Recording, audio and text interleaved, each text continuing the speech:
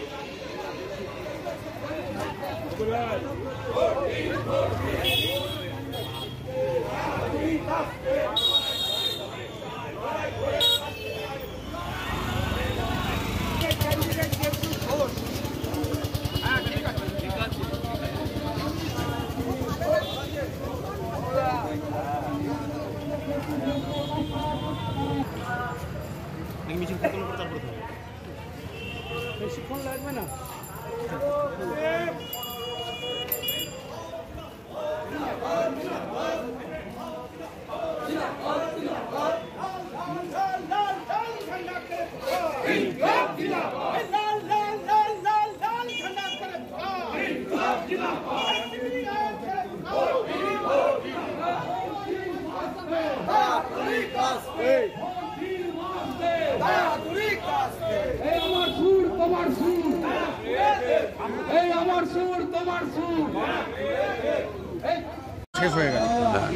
দেখুন, আপনারা জানেন যে আগে যে কেন্দ্রীয় সরকারের থেকে পারমিশন নিতে হতো, তারপরে 99-এর পর সেই পরিবর্তন যখন আসে তখন আমরা কমরেড বুদ্ধদেব ভট্টাচার্যের স্লোগানই ছিল যে কৃষি আমাদের ভিত্তি, শিল্প আমাদের ভবিষ্যৎ। এবং 2007 সালের মধ্যেই রতন টাটার মতো মানুষ আমাদের রাজ্যে চলে আসেন এবং ন্যানো তখন বেরোনোর মুখে। এবং সারা দেশে বুদ্ধদেব ভট্টাচার্যের সরকার যখন চলেও যাচ্ছে, বড় শিল্প, ভারী শিল্পে ইনভেস্টমেন্টে আমরা তখন তৃতীয়। ওপরে রয়েছে গুজরাট, তারপরে হচ্ছে মহারাষ্ট্র, আর তারপরেই আমরা। আজকে আমরা 13তম জায়গায়। তাহলে মানুষ যে প্রচারটা করছে, আসলে প্রচার মাধ্যমের কাজ হয়েছে 34 বছরের সব কিছু খারাপ এটাকে নানাভাবে বলা, আর আমাদের কাজ হচ্ছে 34 বছরের যে ভালোগুলো আছে সে ভিত্তির ওপর দাঁড়িয়ে আজকের দিনে মানুষ স্বাধীনতার সময় এক ধরনের চ্যালেঞ্জের মুখে দাঁড়িয়েছিলেন, স্বাধীনতার পরবর্তী সময়ে দেশের সমস্যা আরেকটা চ্যালেঞ্জ, আজ দেশের ক্রাইসিস অন্যরকম, সেখান থেকে মানুষ মুক্তি চাইছে, সেইটাকে আমরা অ্যাড্রেস করতে যাচ্ছি, কোনো দলাদলি করতে যাচ্ছি না। ভাটপাড়া মানে হচ্ছে, ভাটপাড়া জগদ্দল মানে হচ্ছে বোমা গুলি, কি করে সামাল দেবেন? দেখুন, আমাকে কম মস্তান ভাববেন না, আপনারা বন্দুক গুলি নিয়ে খুব চিন্তায় আছেন দেখেছি। আমাদের দলের এবং আমার কিন্তু ভদ্রতার, শিক্ষার, সুস্থ চিন্তা, মানুষমুখী চিন্তা, খেটে খাওয়া মানুষ, সাধারণ মানুষমুখী চিন্তার মস্তানি আছে। আমরা তো সেই করতেই নেমেছি, গুলি বন্দুককে আমরা ভয় পাই না।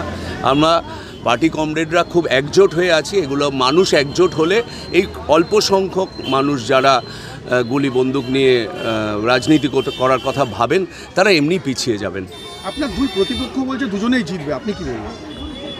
দেখুন, আমরা এখানে দল প্রতিদ্বন্দ্বিতা করছে। আমার প্রতিনিধি শুধু আমি নই, দলের প্রার্থী আমি একা নই। আমার যে কমরেড আজকে ফেস্টুন লাগিয়েছে, পতাকা লাগিয়েছে, দেয়াল লিখেছে, ভোটার স্লিপ লিখছে, সেও প্রার্থী। এবং আমরা একজোট হয়ে লড়ছি। এই যূথবদ্ধতা, এই একসাথে থাকাটা আমাদের জিতিয়ে নিয়ে আসবে। তার কারণ আমরা মানুষের কারণে লড়ছি। তো সুতরাং ওনারা কি বললেন সেটা নিয়ে আমি একদমই ভাবিত নই। তারা তাদের দলের কথা বলেছেন, কিন্তু আমরা মানুষের কথা বলতে সংসদে যেতে চাই। Thank you.